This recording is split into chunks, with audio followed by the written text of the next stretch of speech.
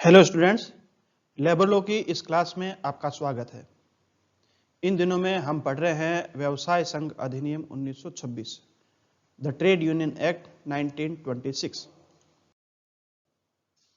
Labour law के ऊपर जहां ये आज आप 28वां वीडियो लेक्चर देख रहे होंगे और सुन रहे होंगे, तो वहीं द ट्रेड यूनियन एक्ट 1926 के ऊपर आज आप 5वां वीडियो लेक्चर देखेंगे।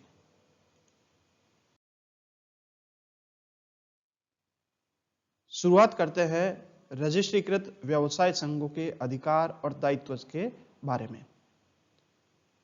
जो भी ट्रेड यूनियन है उसके कुछ अधिकार है और उसके कुछ दायित्व है, उन्हीं के बारे में धारा 15 से लेकर 18 तक आज हम जानेंगे, बाकी अगले वीडियो लेक्चर में जानेंगे। धारा 15 में लिखा है, उद्देश्य जिन पर साधारण निधियां व्यय की जा सकेगी।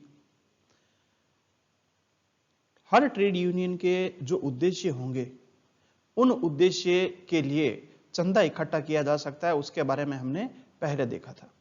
और जो भी चंदा इकट्ठा किया जाता है उससे फंड बनता है, निधियां बनती है। उस निधियों को कहां खर्च किया जा सकता है उसके बारे में धारा 15 में प्रावधान किए गए हैं।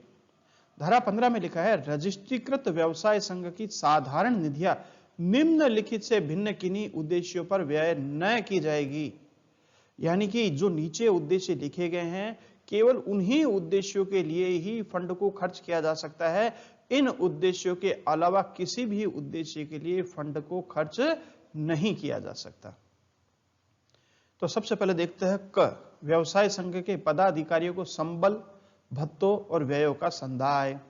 उनकी कोई सैलरी है या उनके कोई भत्ते है, अलाउंसेज है या एक्सपेंस है, जो उनके खर्चे लगते हैं आने जाने में या उनके मीटिंग की व्यवस्था करने में, उसमें जो ट्रेड यूनियन का फंड है वो खर्च किया जा सकता है। ट्रेड यूनियन के प्रशासन के लिए व्ययों का संदाय, जिसके अंतर्गत ट्रेड यूनियन की साधारण निधियों के लेखाओं की सम परीक्षा आती है। ट्रेड यूनियन का प्रशासन देखने के लिए जो खर्चे होते हैं, प्रशासन से संबंधित जो प्रशासनिक खर्चे हैं, इसके अंदर हम थोड़ा बहुत स्टेशनरी का खर्चा मान सकते हैं, मीटिंग आयोजित करते हैं तो मीटिंग के लिए जो जरूरी खर्चा है, ऑफिस खर्चा है, वह सब इसमें शामिल हो जाता है। इसके अंतर्गत व्यवसाय संघ की साधारण निधियों के लेखाओं की संपरीक्षा भी आती है, यानी कि जो हर साल ऑडिट करवाई जाती है वह खर्चा भी इसी में जोड़ा जाएगा। अब देखते हैं ग, धारा 15 ग, जबकि किसी विधिक कार्यवाही का जिसका वे व्यवसाय संघ या कोई सदस्य पक्षकार है अभियोजन या प्रतिवाद व्यवसाय संघ के उस रूप में के अधिकारों को या ऐसे अधिकारों को जो किसी सदस्य के उसके नियोजक के साथ या किसी ऐसे व्यक्ति के साथ जिसे वह सदस्य नियोजित करता है संबंधों से उद्भूत होते हो सुनिश्चित या संरक्षित करने के प्रयोजन के लिए किया जाता है, तब ऐसा अभियोजन या प्रतिवाद। सरल शब्दों में कहे तो कोई भी ट्रेड यूनियन है उसकी तरफ से अगर कोई लीगल प्रोसीडिंग की जाती है, कानूनी कार्रवाई की जाती है, और ऐसी कानूनी कार्रवाई जिसमें ट्रेड यूनियन भी एक पक्षकार है, एक पार्टी है, चाहे वो अभियोजन है चाहे वो बचाव पक्ष है, प्रतिवादी कर रहा है, दोनों ही स्थितियों के अंदर ट्रेड यूनियन के जो अधिकार है उन अधिकारों को और ट्रेड यूनियन के जो सदस्य है उनके हितों को संरक्षित करने के लिए जो भी उचित कार्य है वो किया जा सकता है, और उसके अंदर अगर कोई खर्च होता है तो वह खर्च भी किया जा सकता है। उसके बारे में व्यवस्था है धारा 15 की उपधारा ग के अंदर। घ के अंदर लिखा गया है कि व्यवसाय संघ या उसके किसी सदस्य की ओर से व्यवसाय विवादों का संचालन किया जा सकता है। व्यवसाय संघ या उसके किसी सदस्य की ओर से व्यवसाय विवादों का संचालन, ट्रेड यूनियन या उसके सदस्य की ओर से अगर कोई भी ट्रेड डिस्प्यूट होता है, वह कहीं भी चल रहा है, उसकी पैरवी करने के लिए जो भी खर्चा अगर जरूरी है तो उसे किया जा सकता है। व्यवसाय विवादों से उद्भूत होने वाली हानि के लिए सदस्यों को प्रतिकर का दिया जाना, ट्रेड यूनियन की तरफ से जो ट्रेड डिस्प्यूट उत्पन्न हुए हैं उसकी कहीं पैरवी की और खिलाफ में निर्णय आ गया, तो ऐसी स्थिति के अंदर अगर कभी हर्जाना देना होता है, कंपेंसेशन मुआवजा या प्रतिकर देना होता है, तो वह भी ट्रेड यूनियन के फंड से दिया जा सकता है। सदस्यों की मृत्यु, वृद्धावस्था, रुग्णता, दुर्घटनाओं या बेकारी के कारण ऐसे सदस्यों या उसके आश्रितों को दिए जाने वाले भत्ते।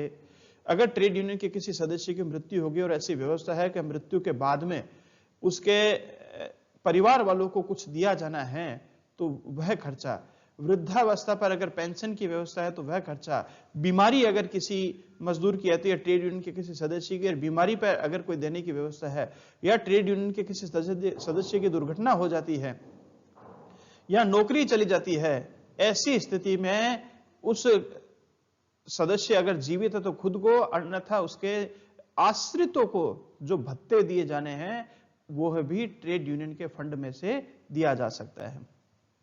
सदस्यों के जीवन के बीमा की पॉलिसियों अथवा रुग्णता, बीमारी या बेकारी के विरुद्ध सदस्यों का बीमा करने वाली पॉलिसियों का दिया जाना इसके अधीन के दायित्वों का ग्रहण है।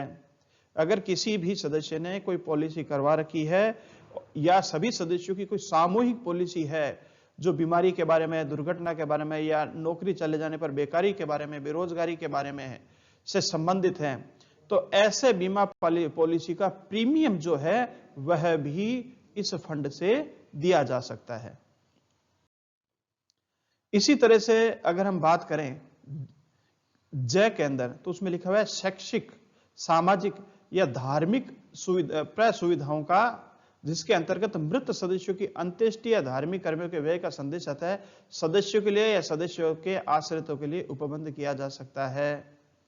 कोई भी शैक्षिक प्रयास है जो सदस्यों के लिए, अगर फंड बहुत ज्यादा है तो सभी बच्चों की शैक्षणिक व्यवस्था, उनका सामाजिक उत्थान, धार्मिक प्रय सुविधा है, धार्मिक प्रय सुविधा के अंतर्गत आता है कि अगर कोई मंदिर का संचालन किया जा रहा है उनके लिए, या कोई दूसरा कार्य किया जा रहा है और मृत सदस्यों की मृत्यु पर उनकी अंत्येष्टि या धार्मिक कर्म किया जा रहा है, तो वह खर्चा भी इससे फंड से निकाला जा सकता है। मुख्यतः नियोजकों या कर्मकारों पर उसकी उस हैसियत में प्रभाव डालने वाले प्रश्नों पर चर्चा करने के प्रयोजन के लिए सामयिकी को चालू रखना। नियोजक यानी कि हम कह सकते हैं मालिक वर्ग और कर्मकारों की उसकी जो हैसियत है उस पर प्रभाव डालने वाले प्रश्नों पर चर्चा करने के लिए जो भी संवाद बनाया जाता है, जो समसामयिकी पीरियडिकली के लिए जो संवाद बनाने के लिए जो भी व्यवस्था की जाती है, वह सब भी इस फंड से किया जा सकता है। उन उद्देश्यों में से जिन पर व्यवसाय संघ की साधारण निधियां व्यय की जा सकती है, किसी को अग्रसर करने में अभिदायों का किसी ऐसे हेतु के लिए चंदा जिसका आशय साधारण कर्मकारों को फायदा पहुंचाना है। कोई भी पेमेंट जो ट्रेड यूनियन की साधारण निधियां वहां भी दी जा सकती है, जबकि कोई देनदारी अगर कोई है उसके लिए सभी, और ऐसी देनदारी जिससे अन्य कर्मचारियों को कोई फायदा पहुंचता हो, उसके लिए भी फंड खर्च किया जा सकता है। परंतु यहां शब्द परंतु है, यानी कि यह शर्त लगी गई है, वह हमें देखना पड़ेगा। अभिदाय यानी कि खर्च कह सकते हैं। अभिदायों की बाबत किसी भी वित्तीय वर्ष में व्यय किसी भी समय उस कुल योग के चतुर्थांश से अधिक नहीं होगा जो उस वर्ष के दौरान उस सफल आय को जो उस व्यवसाय संघ की साधारण निधियों में उस वर्ष के दौरान उस समय तक प्रोद्भूत हुई और उस वर्ष के प्रारंभ पर उन निधियों में जमा अतिशेष को मिलाकर हो। यह कहता है कि अगर कोई भी तरह का कंट्रीब्यूशन जो है, कोई भी तरह का कंट्रीब्यूशन करके अगर कोई फंड इकट्ठा किया जाता है, तो ऐसी स्थिति में उस फंड का अधिकतम चौथाई हिस्सा ही जो है इस उद्देश्य से खर्च किया जा सकता है। इस उद्देश्य से का मतलब क्या है कि किसी लाभ के कार्य के लिए उनका खर्च किया जा सकता है। अधिसूचना में अंतर्विष्ट किन्हीं शर्तों के अधीन रहते हुए कोई ऐसा अन्य उद्देश्य जो समुचित सरकार द्वारा शासकीय राजपत्र में अधिसूचित किया गया हो। इनके अलावा अगर एप्रोप्रिएट गवर्नमेंट ने गजट में नोटिफिकेशन निकाल के कुछ और राइट दे दिया गया कि इन उद्देश्यों के लिए भी ट्रेड यूनियन का फंड खर्च किया जा सकता है, तो ऐसी स्थिति में वहां पर भी छूट रहेगी। दो केस है वह हम देखते हैं। पहला है मेरियो रेपिसो बनाम एच.एम. भंडारकर एवं अन्य का मामला 1994 का है। कर्मचारी संघ के पदाधिकारियों ने अपने खुद के नाम से यूटीआई के जो शेयर्स है उनको ट्रेड यूनियन की फंड से खरीदा। खरीदने वाला कौन है? ट्रेड यूनियन के पदाधिकारी। और क्या खरीदा? यूटीआई के शेयर्स खरीदे। कहां से खरीदे? ट्रेड यूनियन के फंड से खरीदे। बॉम्बे हाईकोर्ट ने तय किया कि यूटीआई के शेयर्स यानी अंश खरीदना ट्रेड यूनियन की धारा 15 के अधीन निवेश नहीं कहा जा सकता, बल्कि एक सट्टे का क्रियाकलाप है।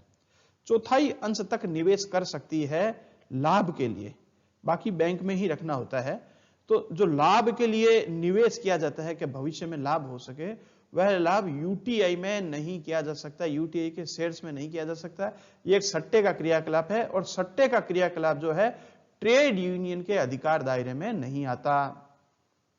सीमेंस लिमिटेड बनाम सीमेंस कर्मचारी संघ का केस है 2011 का। यदि किसी कर्मकार की पदोन्नति करने से वह कर्मकार नहीं रहता, कोई लेबर की प्रमोशन कर दिया और प्रमोशन से अब वो लेबर नहीं रहा, तो वह धारा 15 के अंतर्गत कोई लाभ भी नहीं ले सकता है। ऐसी पदोन्नति अनुचित श्रम व्यवहार भी नहीं मानी जाएगी, क्योंकि पदोन्नति नियोजकों का मनमाना और अयुक्तियुक्त कार्य नहीं माना जा सकता।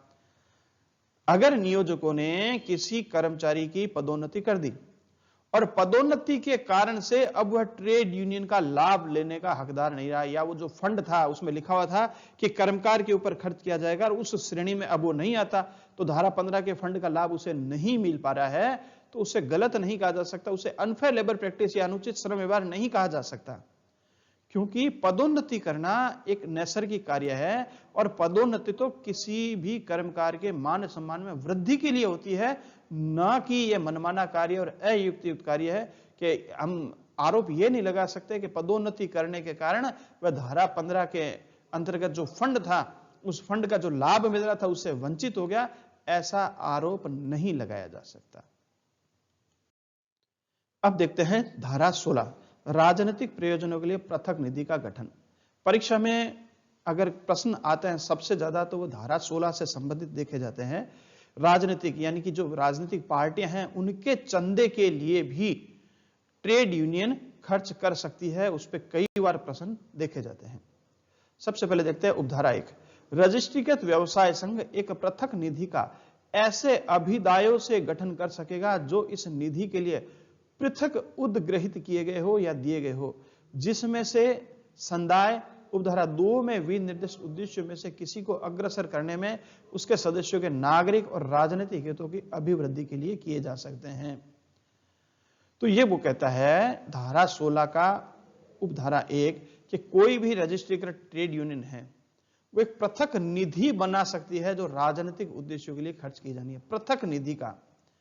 पृथक निधि बनाई जा सकती है और उसका जो भी ऐसे अभिदाय है, यानी जो उसे कंट्रीब्यूशन लिया गया है, जो मजदूरों से कंट्रीब्यूशन करके इकट्ठा किया गया है, वो मजदूरों से अलग भी वसूल कराया जा सकता है या अलग से उनको इकट्ठा किया जा सकता है, इससे फंड को बनाया जा सकता है। और ये जो राजनीतिक उद्देश्यों के लिए जो फंड बनाया जाता है, यह उनके सदस्यों के सिविल राइट्स को प्रोत्साहन देने के उद्देश्य से होना चाहिए, या उनके राजनीतिक हित जो है उनके प्रोत्साहन देने के लिए ऐसा करा जा सकता है। इन दोनों उद्देश्यों से इस फंड को खर्च किया जा सकता है, लेकिन उपधारा 2 को भी साथ में देखना पड़ेगा और उपधारा 2 के जो उद्देश्य है उनका भी पालन करना होगा। तो हम देखते हैं उपधारा 2 के अंतर्गत क्या उद्देश्य दिए गए हैं, जिन उद्देश्यों के आधार पर किसी फंड को खर्च किया जा सकता है। उपधारा 1 में विनिर्दिष्ट उद्देश्य निम्नलिखित है। संविधान के अधीन गठित किसी विधायी निकाय के या किसी स्थानीय प्राधिकारी के सदस्य के रूप में निर्वाचन के लिए अपनी अभ्यर्थिता निर्वाचन के संसर्ग में निर्वाचन के पूर्व, दौरान या पश्चात किसी अभ्यर्थी या भावी अभ्यर्थी द्वारा प्रत्यक्ष या अप्रत्यक्ष उपगत व्ययों का संदाय करना।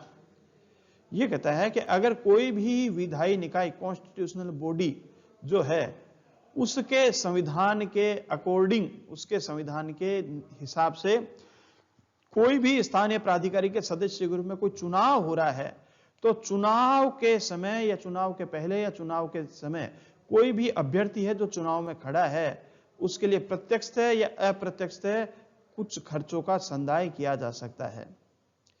ख देखते हैं, ऐसे किसी अभ्यर्थी या भावी अभ्यर्थी के समर्थन में किसी सभा का आयोजन, किसी साहित्य या दस्तावेजों का वितरण किया जा सकता है। किसी प्रत्याशी के समर्थन में जो राजनीतिक उद्देश्यों से हो, कोई चुनाव प्रचार किया जा सकता है, उसमें खर्च किया जा सकता है, पैम्पलेट या कोई दूसरा छपवाना है तो वह भी किया जा सकता है। किसी ऐसे व्यक्ति का भरण पोषण जो संविधान के अधीन गठित किसी विधायी निकाय का या किसी स्थानीय प्राधिकारी का सदस्य है, वो भी किया जा सकता है। कोई भी सदस्य का भरण पोषण किया जा सकता है जो संविधान के अधीन गठित विधायी निकाय से जुड़ा हुआ हो। घ में लिखा गया है, संविधान के अधीन गठित किसी विधायी निकाय के लिए या किसी स्थानीय प्राधिकारी के लिए निर्वाचकों का रजिस्ट्रीकरण या अभ्यर्थी का चयन करने के लिए अगर कोई खर्च है तो वह भी किया जा सकता है। कोई भी स्थानीय प्राधिकारी का जो चुनाव हो रहा है, निर्वाचक हो रहा है, उनका किस तरह से रजिस्ट्रेशन होगा, अभ्यर्थी का चयन कैसे किया जाएगा, इसके लिए अगर कोई मीटिंग बुलाई जाती है या कोई व्यवस्था निर्मित की जाती है और व्यवस्था में कोई खर्च होता है तो वह भी इस फंड से किया जा सकता है। किसी भी प्रकार की राजनीतिक सभा का आयोजन या किसी भी प्रकार के राजनीतिक साहित्य या राजनीतिक दस्तावेजों का वितरण करना हो तब भी किया जा सकता है। उपधारा 2 में संविधान के अधीन गठित किसी विधायी निकाय के प्रति निर्देशों का उसके जम्मू कश्मीर राज्य को लागू होने के संबंध में इस प्रकार अर्थ लगाया जाएगा कि उस राज्य के विधानमंडल के प्रति निर्देश इसके अंतर्गत आता है। यह प्राचीन संशोधन है, लेकिन अब जम्मू कश्मीर भी भारत का एक अभिन्न अंग बन चुका है, लेकिन यह अधिनियम में लिखा है तो हम देखेंगे। जम्मू कश्मीर का कहीं लिखा है, यानी विधानमंडल के प्रति है, विधानमंडल की इच्छा के ऊपर आ जाएगा कि विधानमंडल कैसा वहां निर्देश देता है वह है। लेकिन अब विधानमंडल भी वहां इन दिनों में नहीं है, अभी तो केंद्र सरकार के अधीन आया हुआ है। तो ऐसी स्थिति में इस प्रोविजन का, इस प्रावधान का अभी कोई महत्व नहीं रह गया है। उपधारा 3, कोई भी सदस्य उपधारा 1 के अधीन गठित निधि में अभिधाय करने के लिए विवश नहीं किया जाएगा। किसी को भी कंट्रीब्यूशन देने के लिए बलपूर्वक या किसी तौर पर विवश नहीं किया जाएगा। और कोई सदस्य जो उस निधि में कंट्रीब्यूशन नहीं करता है, अभिधाय नहीं करता है, व्यवसाय संघ के फायदे में से किसी से भी अपवर्जित नहीं किया जाएगा। चूंकि ये राजनीतिक प्रयोजन के लिए जो फंड है उसमें बाध्य नहीं किया जा सकता। और अगर किसी ने राजनीतिक उद्देश्य के लिए फंड नहीं दिया तो उसके ऊपर यह भी नहीं कह सकते कि ट्रेड यूनियन के फायदे नहीं लेने दिए जाएंगे, क्योंकि ट्रेड यूनियन के जो फायदे हैं धारा 15 के, वो तो सबके लिए उपलब्ध है, उसमें तो सबको चंदा देना ही पड़ेगा। लेकिन धारा 16 के अंदर कंट्रीब्यूशन देना स्वैच्छिक है, और अगर स्वेच्छा से कोई चंदा नहीं देता तो उसे ट्रेड यूनियन के अन्य लाभों से वंचित नहीं किया जा सकता। और न उक्त निधि में उसके द्वारा अभिदाय न किए जाने के कारण उसे उक्त निधि के नियंत्रण या प्रबंध के संबंध के सिवाय व्यवसाय संघ के अन्य सदस्यों की तुलना में मामले में प्रत्यक्ष या अप्रत्यक्ष किसी निर्योग्यता या किसी अलाभ के अधीन रखा जाएगा। यह कहता है कि अगर किसी ने चंदा नहीं दिया इस राजनीतिक निधि में तो भी उसके साथ कोई ऐसा बर्ताव नहीं किया जा सकता, ना उसकी कोई अयोग्यता मानी जाएगी, न ही उसके साथ कोई सीधे तौर पर या अप्रत्यक्ष तौर पर किसी भी तरह से उसकी हैसियत में कोई कमी समझी जाएगी। केवल एक हो सकता है कि ये जो फंड बनाया है पॉलिटिकल उद्देश्य के लिए, उस फंड पर नियंत्रण और मैनेजमेंट के बारे में उसका कोई अधिकार नहीं रहेगा। यहां तक तो बात समझ में भी आती है कि उसने कोई कंट्रीब्यूशन दिया भी नहीं है। इसके अलावा अन्य लाभ, अन्य अधिकार उसके यथावत रहेंगे, भले ही वो चंदा दे या ना दे, कोई कंट्रीब्यूशन करे या ना करे, कोई फर्क नहीं पड़ेगा।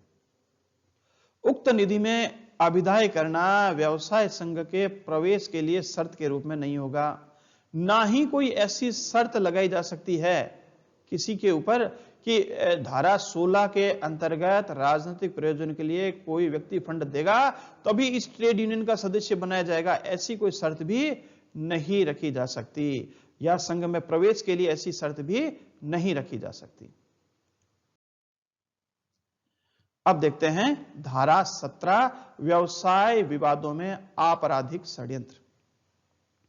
धारा 17 में लिखा है, रजिस्ट्रीकृत व्यवसाय संघ का कोई भी पदाधिकारी या सदस्य व्यवसाय संघ के किसी भी ऐसे उद्देश्य को जैसा धारा 15 में भी निर्दिष्ट है अग्रसर करने के प्रयोजन के लिए सदस्यों के बीच हुए किसी करार के बारे में, जब तक कि वह करार किसी उपधारा को, किसी अपराध को करने का करार न हो, भारतीय दंड संहिता की धारा 120 ख की उपधारा 2 के अधीन दंडनीय नहीं होगा। यह बहुत जरूरी था धारा 17 का अधिकार, इसे बहुत ध्यान से समझें। धारा 17 को समझने से पहले हम देख लेते हैं आपराधिक षड्यंत्र होता क्या है, जो कि धारा 120 ख में लिखा गया है। धारा 120 ख आईपीसी में लिखा गया है कि कोई भी अवैध कार्य को करने के लिए सहमत होना या किसी वैध कार्य को अवैध ढंग से करने के लिए सहमत होना आपराधिक षड्यंत्र कहलाता है। और अगर कोई रजिस्ट्रीकृत व्यवसाय संघ का कोई भी पदाधिकारी, ऑफिस बियरर्स या उसका सदस्य संघ के उद्देश्यों को आगे बढ़ाने के लिए, जैसा धारा 15 में निर्दिष्ट है, 15 में जो फंड लिखे गए हैं वहां फंड खर्च किया जा सकता है, तो वहां मेहनत करके काम भी किया जा सकता है। तो उन धारा 15 में जो विनिर्देश है, अग्रसर करने के प्रयोजन के लिए सदस्यों के बीच हुए करार के बारे में अगर कोई काम करता है तो उसे बताने के लिए बाध्य नहीं है, और उस करार को करने के कारण जो धारा 15 में लिखे गए हैं उसके ऊपर कभी भी आपराधिक षड्यंत्र का मामला भी नहीं चलाया जा सकता, क्योंकि वह धारा 15 के अंतर्गत कार्य कर रहे हैं। और धारा 15 के उद्देश्यों की प्राप्ति के लिए अगर कोई शांतिपूर्वक या अहिंसात्मक तरीकों से या विधिक उद्देश्यों के लिए कोई हड़ताल करता है, धरना देता है या घेराव आता है, तो उसे भी संरक्षण मिल सकता है। ध्यान रखना, कोई भी हड़ताल, कोई भी धरना या घेराव जब शांतिपूर्वक हो, अहिंसात्मक तरीके से हो और विधिपूर्ण उद्देश्य से हो, तभी संरक्षण मिलेगा। अवैध हड़ताल में धारा 17 का लाभ नहीं मिलेगा। अवैध हड़ताल को करने के लिए अगर कोई सहमत होता है, इकट्ठा होता है, योजना बनाता है, तो आपराधिक षड्यंत्र का मामला बन सकता है। इसी तरह से हड़ताल ऐसी है जिसमें बल या हिंसा का प्रयोग हो रहा है, तोड़फोड़ हो रही है, रास्ता रोक लिया, पानी रोक लिया, बिजली रोक लिया, टेलीफोन लाइनें काट दी, ये सब अशांतिपूर्ण और हिंसात्मक तरीकों में की श्रेणी में आएगा। तो ऐसी स्थिति में भी धारा 17 का लाभ मिलने की कोई गारंटी नहीं है। अन्यथा अगर विधिपूर्ण तरीके से वैध मांगों के लिए विधिपूर्ण तरीके से शांतिपूर्वक अहिंसात्मक अगर कोई हड़ताल करता है, धरना देता है, घेराव करता है, तो उसे संरक्षण मिल सकता है इस धारा का, या मिला करता है। धारा 18 कतिपय दशा में सिविल वाद से उन्मुक्ति। कुछ ऐसी दशा है जब सिविल वाद से छूट मिलती है। कोई भी वाद या अन्य विधिक कार्यवाही किसी ऐसे कार्य के बारे में जो ऐसे व्यवसाय विवाद को, जिसका व्यवसाय संघ का सदस्य एक पक्षकार है, अनुध्यात करते हुए या उसे अग्रसर करने में किया गया है, उस रजिस्ट्रीकृत व्यवसाय संघ के या उसके किसी पदाधिकारी या सदस्य के विरुद्ध किसी सिविल न्यायालय में केवल इसी आधार पर नहीं चलाई जा सकेगी कि ऐसा कार्य नियोजन की संविदा भंग करने के लिए किसी अन्य व्यक्ति को उत्प्रेरित करता है, या वह अन्य व्यक्ति के व्यवसाय, कारोबार या नियोजन में या किसी अन्य व्यक्ति के अपनी पूंजी या अपने श्रम को अपनी इच्छा अनुसार व्ययन करने के अधिकार में हस्तक्षेप करता है। धारा 18 की उपधारा 1 में लिखा है कि कोई भी वाद या कार्यवाही किसी ट्रेड यूनियन के होने मात्र के आधार पर इसलिए नहीं की जा सकती कि ट्रेड यूनियन का कोई सदस्य उसका एक पक्षकार है। साथ ही साथ अगर कोई ट्रेड यूनियन के उद्देश्यों को आगे बढ़ाने के लिए कोई कार्य करता है, तो उसके विरुद्ध कोई सिविल कार्यवाही इस आधार पर नहीं करी जा सकती कि नियोजकों और मालिक वर्ग के बीच की संविदा भंग की। क्या संविदा थी कि मजदूर काम करेगा और मालिक उसके बदले सैलरी देगा, और मजदूर अब कह रहा है कि सब काम ही नहीं कर रहे क्योंकि आप हड़ताल कर रहे हो, संविदा भंग कर ली, इसलिए सिविल वाद चलाना चाहता है। ऐसा नहीं होगा। अगर वैध हड़ताल है, वैध तरीके से अगर संविदा व ट्रेड यूनियन के काम को आगे बढ़ाने के लिए कोई काम कर रहा है वैध तरीकों से, तो ऐसी स्थिति में सिविल वाद का आधार नहीं बनेगा। इसी तरह से अगर कोई अन्य व्यक्ति को प्रेरित करता है, व्यवसाय, कारोबार या नियोजन में जो लगा हुआ है, जिन्हें पूंजी लगी हुई है, वहां प्रेरित करता है कि हमें हड़ताल करनी चाहिए, इस तरह का काम करना चाहिए, लेकिन वैध तरीके से होना चाहिए, लीगल तरीके से होना चाहिए, तो ऐसी स्थिति के अंदर सिविल वाद का आधार नहीं बनेगी, सिविल वाद से उन्मुक्ति मिलेगी। 18 की उपधारा 2 में लिखा गया है, रजिस्ट्रीकृत व्यवसाय संघ किसी व्यवसाय विवाद को अनुध्यात करते हुए या उसे अग्रसर करने में उस व्यवसाय संघ के किसी एजेंट द्वारा किए गए किसी अपकृत्य की बाबत किसी सिविल न्यायालय में किसी वाद या अन्य कार्यों में दायी न होगा, यदि यह साबित हो जाए कि उस व्यक्ति ने व्यवसाय संघ की कार्यपालिका के ज्ञान के बिना या उस कार्यपालिका दिए गए अभिव्यक्त अनुदेशों के प्रतिकूल कार्य किया है। सामान्य नियम यह होता है कि ट्रेड यूनियन के जो भी सदस्य कार्य करते हैं, वाइकेरियस लायबिलिटी प्रतिनिधिक दायित्व के अंतर्गत सभी का कहीं न कहीं लायबिलिटी बनती है अगर उन्होंने उद्देश्य ट्रेड यूनियन के जो थे सर्वसम्मति से जो उद्देश्य बने थे उसके आधार पर काम किए। लेकिन अगर कोई भी व्यक्ति, कोई भी ट्रेड यूनियन का सदस्य जो सर्वसम्मति बनी हुई है उसके खिलाफ जाकर कोई काम करता है तो उस कार्य के लिए वाइकेरियस लायबिलिटी प्रतिनिधिक दायित्व के अंतर्गत उसका दायित्व अकेले का माना जाएगा, पूरी ट्रेड यूनियन का कोई दायित्व नहीं माना जाएगा। इसलिए ट्रेड यूनियन को उससे उन्मुक्ति या छूट दी गई है। इसी के साथ ही लेबर लॉ के ऊपर 28वां वीडियो लेक्चर और ट्रेड यूनियन एक्ट के ऊपर 5वां वीडियो लेक्चर समाप्त होता है। मैं भरत कुमार जाजड़ा इस वीडियो को देखने के लिए आपको बहुत बहुत धन्यवाद देता हूं। फिर मिलेंगे अगले वीडियो में, तब तक के लिए धन्यवाद। जय हिंद।